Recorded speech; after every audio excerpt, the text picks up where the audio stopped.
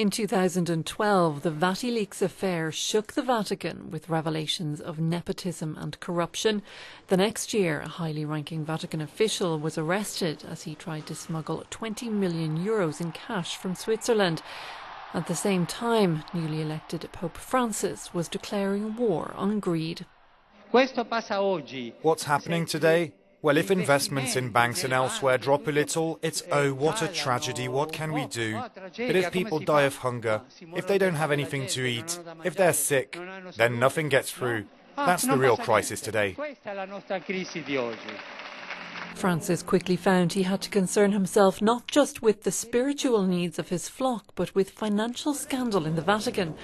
Investigative journalist Fabrizio Pinotti says it dates back to the papacy of John Paul II, who, according to Pinotti, established links with the controversial banker Roberto Calvi. It is proved by judicial acts, which I had the chance to read and see and study for long years with the mafia. The mafia was doing money laundering with the Banco Ambrosiano, directed by Roberto Calvi, and through the Istituto di Opere di Religione, the Vatican Bank.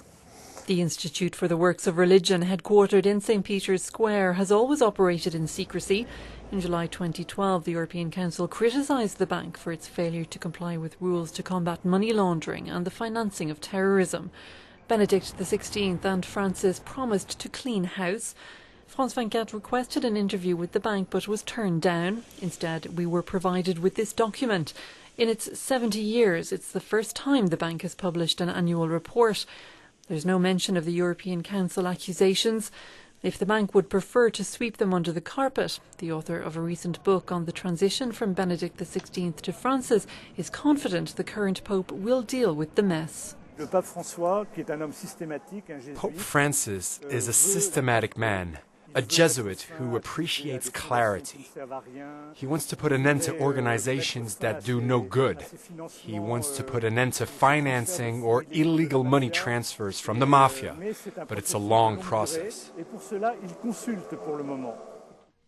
A long process, and it won't be an easy one, say Vatican experts.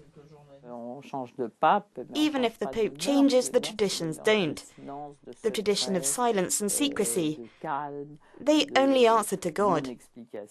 I don't think we're entering an era of absolute transparency. When it comes to finance, it seems the Lord and the Vatican work in mysterious ways.